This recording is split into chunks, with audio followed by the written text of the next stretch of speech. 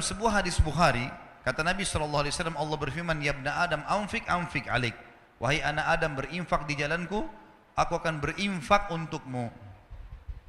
Teman-teman, Allah ini menjanjikan kepada kita, kalau kita memberikan kepada Allah atau berinfak di jalan Allah, banyak sekali manfaatnya. Ada hadis Bukhari Muslim berbunyi, setiap hari Allah turunkan 2 malaikat yang khusus berdoa.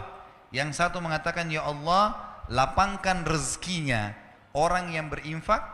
Dan yang satu mengatakan, ya Allah, sempitkan rezekinya orang yang pelit perhitungan. Allah nggak akan kasih. Kemudian juga teman-teman sekalian, Allah membalas setiap infak kita itu minimal 10 kali lipat loh, 1000%. Kalau di masjid ini misalnya, ada seseorang datang, orangnya kita kenal secara nasional, kemudian punya perusahaan besar, kemudian jelas ya, usaha-usahanya jelas segala macam, dan produk yang dijual juga menguntungkan. Lalu dia tawarkan ke kita, nih siapa yang ikut investasi misal 100 juta, dia dapat akhir bulan 100%, jadi 200 juta. Kita sudah kenal orangnya, tahu perusahaannya, tahu produknya. Orang bahkan berlumba-lumba mau investasi, dia tawarkan, siapa yang mau berinfak, saya akan kasih 100% keuntungan. 100 juta dari 200 juta akhir bulan. Saya yakin orang berlumba-lumba untuk ikut. Allah memiliki perusahaan depan mata kita, tanda kutip ini, tanda kutip, jangan disalahpahami kalimat perusahaannya.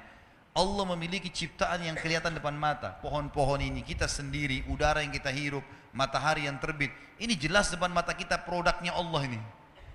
Allah janjikan teman-teman, siapa yang investasi di jalan saya janjikan 10 kali lipat minimal. Di dalam Al-Quran dikatakan, a'udzubillahi minasyaitonirrajim, man ja'a bil hasanati falahu asyru amthaliha.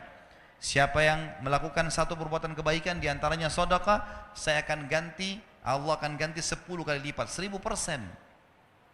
Kalau kita keluarkan teman-teman sekalian 1 juta, udah ada 10 juta itu. Tinggal nunggu saja. Tahu teman-teman, para sahabat setiap hari kerjanya apa? Mereka bawa duit di kantong-kantong, di wadah kalau kita sekarang, cari orang miskin. Waktu ditanya, apa yang kalian buat? Kami sedang investasi. Kasih orang miskin, Allah balas 10 kali lipat. Terus begitu. Di zaman Abu Bakar, Uthman bin Affan, Abu Abdurrahman bin Auf, sahabat-sahabat yang kaya, nggak ada akunting, gitu kan? Belum ada sistem kayak kita sekarang, komputerisasi yang rapi. Bagaimana cara mereka mengatur duitnya? Saya kalau baca sejarah mereka itu luar biasa.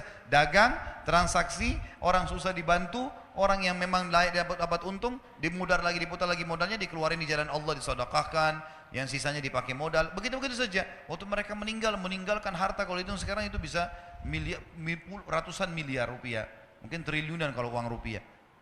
Mereka tidak punya admin, tidak punya apa-apa. Bagaimana mereka bisa atur semua itu? Karena sedekah. Abdurrahman bin Auf pernah buktikan kepada kita dalam kisahnya, beliau pernah kedatangan keuntungan 1 peti emas, belum pernah untung sebanyak itu. Dia duduk gelisah di dekatnya emas itu. Istrinya tanya, kenapa Abdurrahman? Saya gelisah lihat ini, nggak pernah keuntungan kita sebesar ini. Allahu alam kalau terjadi di seseorang di antara kita yang dapat 1 peti emas, mungkin udah dalam di tanah kali ya, supaya nggak ketahuan di mana. Dia gelisah, istrinya bilang, kenapa? Saya gelisah, nggak pernah ada keuntungan begini. Kata istrinya,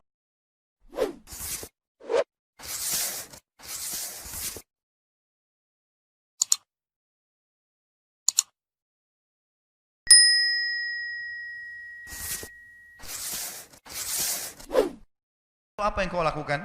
Saya mau infakkan jalan Allah. Jangan ada di rumah malam ini. Baik, sama istrinya bungkus-bungkus, bagi-bagiin, malam itu habis. Besok datang 2 peti. Kisah nyata ini. 2 peti yang seperti itu. Dia istrinya bilang, ini gimana? Infakkan lagi. Besoknya 3 peti. Setiap dikeluarkan dibalas sama Allah cash langsung pada saat itu. Cuma mau berani atau enggak nih? Percaya atau enggak? Ini kadang-kadang makan sama temannya, mau traktir atau enggak ya? Ragu. Kadang-kadang tunggu temannya pegang dompet baru bilang, saya aja nggak apa-apa. Oh nggak apa-apa temannya, Pak. Oh ya sudah dibayarin nggak apa-apa.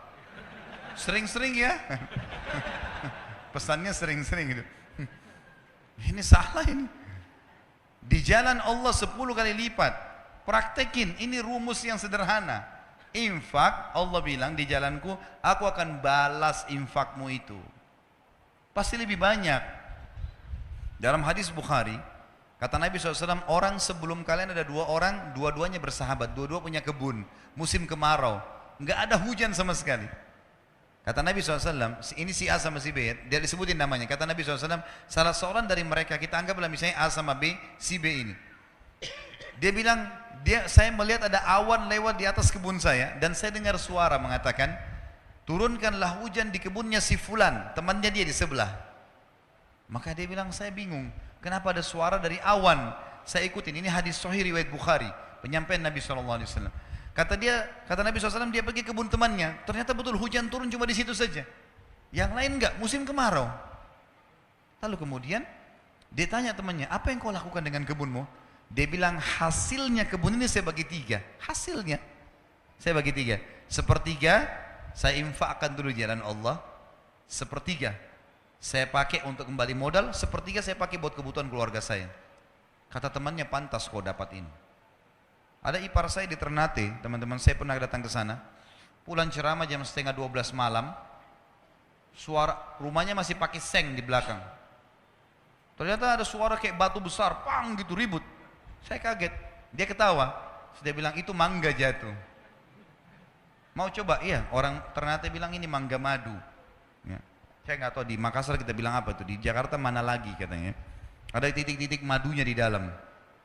Coba ya coba, memang manis sekali. Masya Allah saya makan sama dia. Saya bilang besok pagi saya mau lihat pohonnya. Dia bilang ya silahkan. Terus dia bilang pohon ini sepanjang tahun berbuah terus. Saya bilang kok bisa dikasih bibit? Dia bilang enggak. Saya biarin aja begitu. Pokoknya dia sepanjang tahun berbuah. Biasanya kan mangga kita tahu setahun sekali kan. Paling maksimal setahun 2 kali itu sudah luar biasa. Besok pagi habis sholat subuh di masjid saya keluar, saya ke rumahnya, saya pamit ke belakang. Ternyata pohon itu cuma pendek, mungkin cuma 3 meter seperti mungkin tiang masjid ini. Kemudian buahnya banyak sekali sampai mau jatuh ke paving bloknya itu. Cuma pohon itu setengah pohon masuk ke rumahnya, setengah pohon melintang keluar temboknya gitu. Terus dia keluar, dia bilang, tiba-tiba kayak Allah kasih jawaban ke saya, dia bilang, ini setengahnya yang masuk ke sini saya pakai buat saya sama keluarga, kalau ada tamu datang saya kasih. Yang keluar itu saya nggak pernah ambil. Siapa saja boleh ambil, silahkan. Saya bilang itu rahasianya kenapa berbuah sepanjang tahun. Coba pertemukan dengan antum di sini, dibungkus plastik, ya. Anaknya saja lihat nggak boleh. Hah? Anaknya nggak boleh sentuh. Jangan sentuh ya nak, nanti kalau sudah masak. Kadang-kadang subhanallah ada orang pelit sekali. Dia beli makanan favorit masuk di kulkas, anaknya nggak boleh sentuh, istrinya nggak boleh sentuh. Wah luar biasa nih. Ya. Bagaimana bisa Allah kasih? Maka mulai sekarang harus royal di jalan Allah. Dalam masalah infak teman-teman jangan perhitungan. Itu investasi yang tidak akan pernah habis. Allah Subhanahu wa taala mengingatkan dalam Al-Baqarah surah nomor 2 ayat 254 agar jangan menyesal. Karena kalau teman-teman punya rekening 1 miliar, 2 miliar nggak pernah berinfak di jalan Allah, pada saat meninggal teman-teman demi Allah akan menyesal. Coba dulu saya kasih masjid ini ya, coba dulu saya kasih pesantren ini ya, coba dulu saya beliin Quran ya, udah telat, udah nggak bisa lagi. Iya kalau ahli waris kita bangun di masjid, kalau enggak, kalau mereka pakai buat kebutuhan mereka saja. Gitu. Allah berfirman, "A'udzubillahi minasyaitonirrajim, ya ayyuhalladzina amanu anfiqu mimma razaqnakum min qabli an ya'ti yaumun la bai'un fihi wala khullatun wala syafa'ah wal kafiruna humudz zalimun." Hai orang-orang beriman, infakkan, keluarkan, jangan berhitungan di jalan Allah. Apa yang kami jadikan rezeki buat kalian. Sebelum datang hari, tidak ada transaksi, nggak ada persahabatan, tidak ada lagi pertolongan. Dan orang-orang kafir mereka adalah orang-orang yang zalim. Memberi teman-teman, berikan yang terbaik. Jangan pakai istilah daripada. Daripada makanan rusak di kulkas, kasih aja orang. Nanti rezeki juga daripada ini. Mau dapat ikan paus, pakai kapal tanker. Jangan pakai pancing kecil. Celengan masjid lewat rumahnya Allah loh ini. Lewat celengan, korek kantong yang paling kecil. 2.000, 1.000. Kalau ada 500 koin, 500 dikasih masuk di masjid. Baru luar biasa cerewetnya. Minta kesehatan, kekuatan, keturunan, selamat dari neraka, masuk surga, minta jodoh yang cantik, yang gagah. Wah ini. Ini kalau malaikat diizinkan cambuk, sudah dicambuk ini.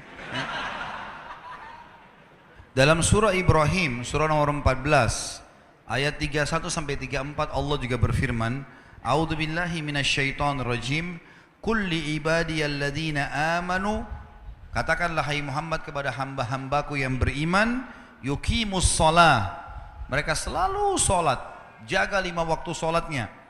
Itu waktu absen kepada Allah. Datang on time di awal waktu. Wa yunfiqu mimma razaqnahum sirran wa alaniyah, dan mereka selalu ikutkan setelah sholat infak, sembunyi-sembunyi atau terang-terangan, karena kadang-kadang kita dimintai orang di pinggir jalan sudah. Ingat kaidah dalam ibadah, kalau ibadah telah tiba waktunya, saatnya eksekusi, bukan saatnya menilai.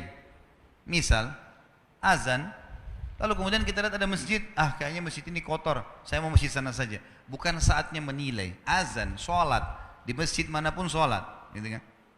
Ada orang miskin lewat minta, bukan kita nilai, orang ini masih kuat, orang ini bohong atau tidak. Bukan urusan kita itu.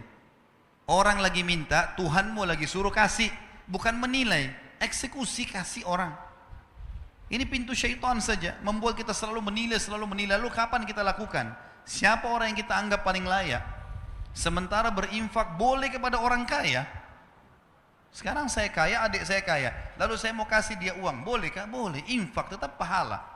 Apalagi kalau dia orang miskin. Tidak selamanya infak itu kepada orang miskin. Kita boleh memberikan makan orang lain, memberikan hadiah pakaian, walaupun dia orang kaya, nggak ada masalah. Nabi SAW mampu dan beliau menerima hadiah. Kemudian dikatakan min qabli an ya'tiya yaumun la bai'un fihi wala khilal, sebelum datang hari di mana kalian akan menyesal karena enggak ada lagi transaksi. Orang-orang miskin yang kita temui di dunia, teman-teman, kalau kita ketemu di mahsyar, walaupun kita mau kasih 1 miliar rupiah sudah enggak laku miliaran rupiah di sana. Mau kasih pahala dia terima, duit dia sudah enggak terima. Mau kasih makanan dia enggak terima. Orang di akhirat enggak butuh makanan dunia. Tidak ada lagi transaksi dan tidak ada juga persahabatan. Lalu Allah menceritakan di ayat 32-nya Ibrahim, Allahul ladzi khalaqas samawati wal arda wa anzala minas samai ma'an fa akhraja bihi minats thamarati rizqan lakum. Yang telah memerintahkan kalian menjaga salat kalian dan menginfakkan apa yang menjadi rezeki buat kalian adalah Allah yang telah menciptakan seluruh langit dan bumi, dan telah menurunkan air dari langit, dan telah menumbuhkan dengan air-air itu buah-buahan sebagai rezeki buat kalian. Wa sakhkhara lakumul fulka litajriya fil bahri bi amri, dan yang telah menyuruh kalian salat dan berinfak di jalannya adalah yang telah menundukkan buat kalian bahtera-bahtera, sehingga yang telah menundukkan buat kalian lautan dan sungai, sehingga bahtera-bahtera kalian bisa meraung di atasnya. Wa sakhkhara lakumul anhar, dan telah menundukkan juga buat kalian sungai, jadi laut dan sungai. Wa sakhkhara lakumus syamsa wal qamara daibain, dan yang telah merintahkan kalian salat dan berinfak adalah yang telah menciptakan dan mengatur matahari dan bulan yang rutin, matahari pagi hari, bulan di malam hari. Wa sakhkhara lakumul laila wan nahar, dan yang telah menyuruh kalian salat dan berinfak adalah yang telah menundukkan malam dan siang. Wa atakum min kulli ma sa'altumuh, dan juga dia telah memberikan semua yang kalian minta. Wa in ta'uddu ni'matallahi la tuhsuha, kalau kalian ingin menghitung-hitung nikmat Allah, kalian tidak akan mampu menghitungnya. Innal insana la zalumun kafar, sesungguhnya manusia itu adalah makhluk yang zalim dan kufur. Tidak ada haknya dia, tidak ada hak punya dia di situ andil, tapi dia merasa dia punya hak.